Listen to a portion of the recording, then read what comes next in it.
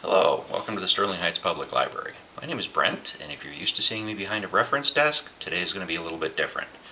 Today we're going to be talking about knife skills for the kitchen. So, first thing we're going to touch on real quickly is your work surface. As far as cutting boards go, bigger is better. You can make something like this work for smaller projects, but you're better off with something a little bigger. Give yourself a little space to work.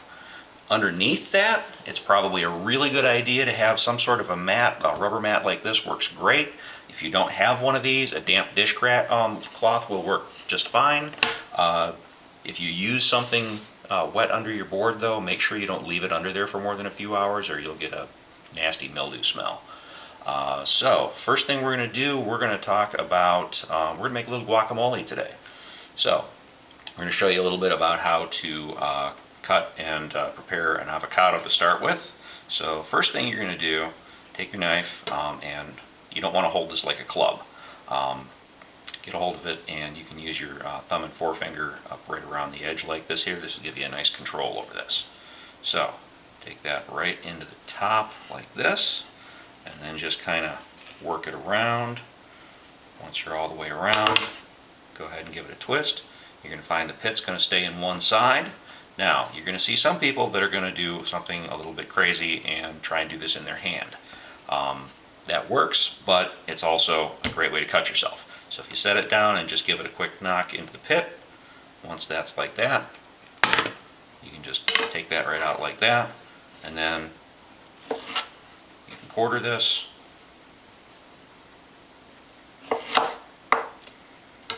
If it's a nice ripe one, and if you're making guacamole, it should be a nice ripe one.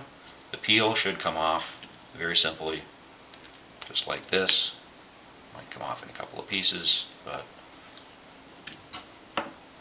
very straightforward.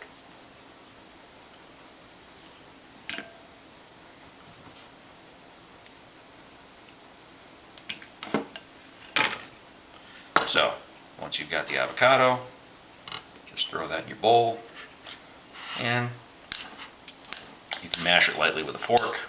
Potato masher also works very nicely. You don't need to make it super smooth. There's nothing wrong with things being a little bit on the chunky side.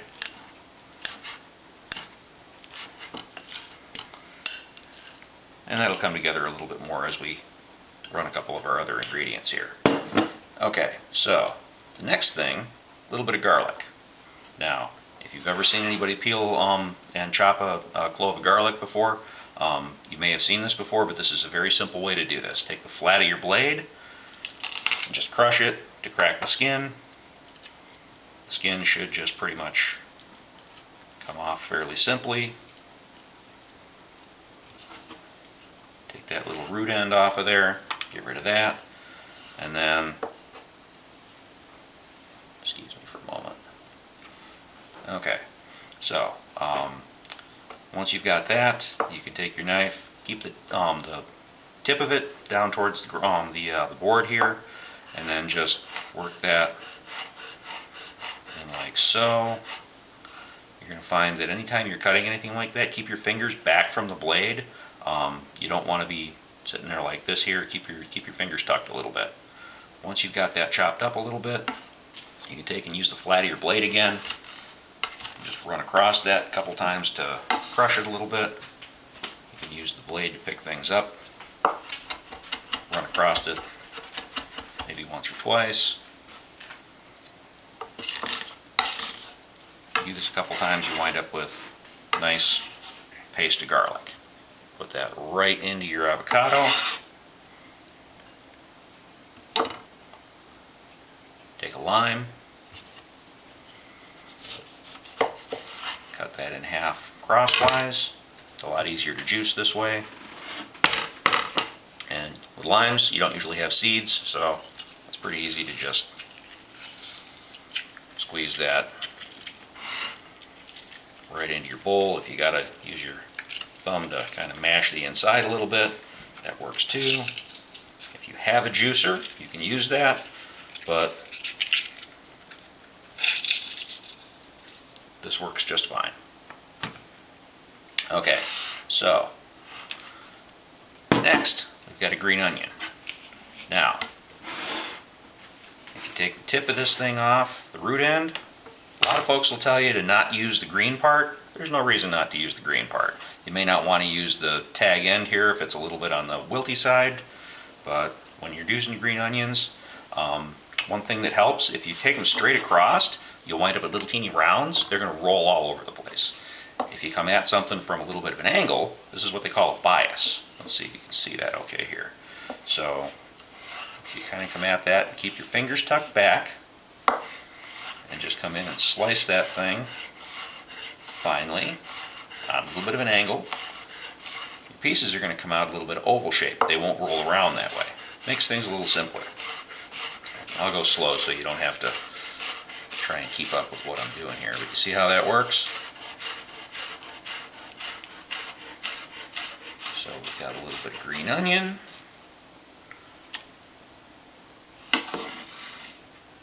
Put that right in with your avocado, your garlic, and your lime. And why don't we throw in a little chopped tomato while we're at it too. Okay, so you got your core into your tomato here. There's a couple of ways to take the core out of a tomato, but a really simple way, go to one side of that core, cut your tomato in half.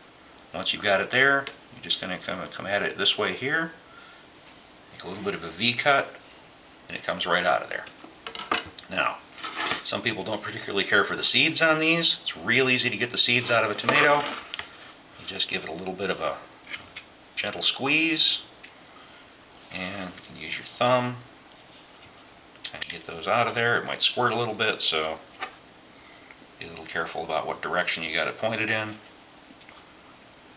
And that should, yeah, there it goes.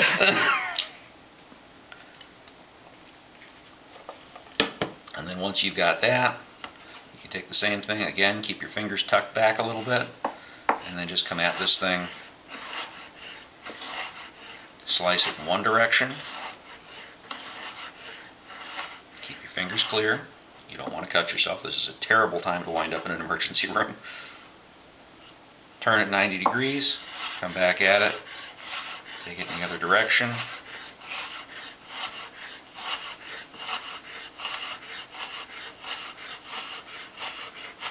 Okay, so you got a little chopped tomato there. Put that right in with your avocado, and your garlic, and your lime juice, and your green onion, and whoop, a little bit much, a little bit of salt. For this amount, maybe quarter teaspoon, maybe a little bit less. And then basically this here, just give it a stir.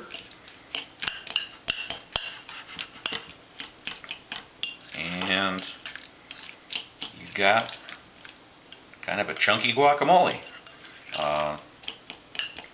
You can always make this in larger batches too. But this here, a little tortilla, a little grilled chicken, a little cheese, very nice. And that's pretty much what I've got for you today. We'll touch back and do some other things here soon. Thanks for coming.